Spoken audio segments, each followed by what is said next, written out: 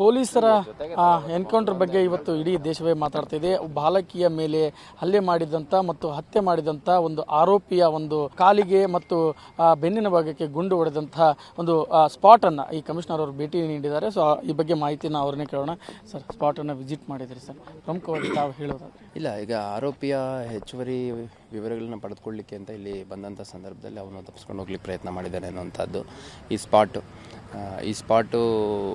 ಭೇಟಿ ಮಾಡಿದಂಥ ಸಂದರ್ಭದಲ್ಲಿ ಯಾವ ರೀತಿ ನಮ್ಮ ವಾಹನದ ಮೇಲೆ ಹಲ್ಲೆ ಆಗಿದೆ ಮತ್ತು ಯಾವ ರೀತಿಯ ಒಂದು ಘಟನೆ ಆಗಿದೆ ಅನ್ನುವಂಥದ್ದು ನಮಗೂ ಕೂಡ ಅಂದಾಜಾಗುತ್ತೆ. ಸೊ ಇಲ್ಲಿ ಅವನೊಬ್ಬ ಟ್ರೀಟೆಡ್ ಕ್ರಿಮಿನಲ್ ಆಗಿರೋದ್ರಿಂದ, ಅಂದರೆ ಇಂಥ ಗಂಭೀರ ಪ್ರಕರಣದ ಆರೋಪಿ ಆಗಿರೋದ್ರಿಂದ ಅವನು ಪೊಲೀಸ್ ಕಸ್ಟಡಿಯಿಂದ ತಪ್ಪಿಸ್ಕೋಬಾರ್ದು ಅಂತ, ಮತ್ತು ಅಲ್ಲಿದ್ದಂಥ ಪೊಲೀಸ್ ಅಧಿಕಾರಿ ಸಿಬ್ಬಂದಿಗಳ ಮೇಲೆ ಹಲ್ಲೆ ಮಾಡಬಾರ್ದು ಅನ್ನೋಂಥದ್ದು ಹಿನ್ನೆಲೆಯಲ್ಲಿ ನಮ್ಮ PSI ಮತ್ತು ಇನ್ಸ್ಪೆಕ್ಟರ್ ಅವರುಗಳು ಅಗತ್ಯ ಕ್ರಮವನ್ನು ಕೈಗೊಂಡಿರುವಂಥದ್ದು ಕಂಡು ಬಂದಿದೆ. FSL ಟೀಮ್ ಕೂಡ ಬಂದು ಎಲ್ಲ ಪಂಚನಾಮ ಮಾಡುವಂಥದ್ದು, ಇನ್ವೆಸ್ಟಿಗೇಟಿಂಗ್ ಆಫೀಸರ್ ಪಂಚನಾಮ ಮಾಡುವಂಥದ್ದು ಮಾಡಲಿದ್ದಾರೆ.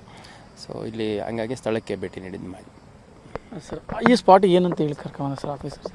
ಅದೇ ಇವಾಗ ಅವನು ಇನಿಷಿಯಲಿ ಸ್ವಲ್ಪ ಡೀಟೇಲ್ಸ್ ಹೇಳ್ತಾನೆ. ಅವನ ಹೆಸರು ಇದು ಆಧಾರ್ ಕಾರ್ಡ್ ಇದೆಯಾ, ಫೋನ್ ನಂಬರ್ ಇದೆಯಾ, ಅಥವಾ ನಿಂದೇನಿದೆ ಅಂತಂದಾಗ ಹೇಳಲ್ಲ. ಹಂಗಾಗಿ ಅವನು ಎಲ್ಲಿ ನೀನು ವಾಸ ಮಾಡ್ತಿದ್ದೆ ಅಂತಂದಾಗ ರಾಯನಹಳ್ಳಿ ಬ್ರಿಡ್ಜ್ ಪಕ್ಕ ಇದ್ದೆ ಅಂತಂದು ಹೇಳ್ತಾನೆ. ಸೊ ಇಲ್ಲಿ ತಾವು ನೋಡ್ಬೋದು, ಒಂದೆರಡು ಖಾಲಿ ಬಿಲ್ಡಿಂಗ್ಗಳಿದ್ದಾವೆ.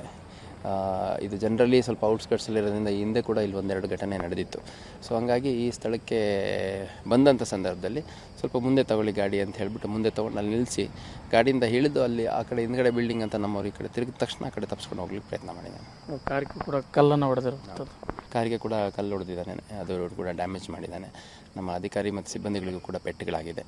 ಇನ್ ದ ಪ್ರೋಸೆಸ್ ಅವನ ಮೇಲೆ ಅವನ್ನ ಡಿಟೈನ್ ಮಾಡಲಿಕ್ಕೆ ಅವನ ಮೇಲೆ ಫೈರ್ ಮಾಡಿದಂಥ ಸಂದರ್ಭದಲ್ಲಿ ಅವನಿಗೆ ಪೆಟ್ಟು ಬಿದ್ದಿದೆ. ಆಮೇಲೆ ಹಾಸ್ಪಿಟ್ಲಿಗೆ ತೊಗೊಂಡೋದಾಗ ಈಗ ಅವನ ಜೊತೆ ಇನ್ಯಾರು ಬೇರೆಯವರು ಇದ್ದರು ಅನ್ನೋಂಥದ್ದು ನಮಗೂ ತನಿಖೆಯಲ್ಲಿ ಏನೂ ಕಂಡು ಬಂದಿಲ್ಲ. ಈಗ ನಾವು ಸ್ವಲ್ಪ CCTV ಇತರೆ ಟೆಕ್ನಿಕಲ್ ಅಸಿಸ್ಟೆನ್ಸಿಂದ ಫೈಂಡ್ ಔಟ್ ಮಾಡೋ ಪ್ರಯತ್ನ ಮಾಡ್ತೀವಿ.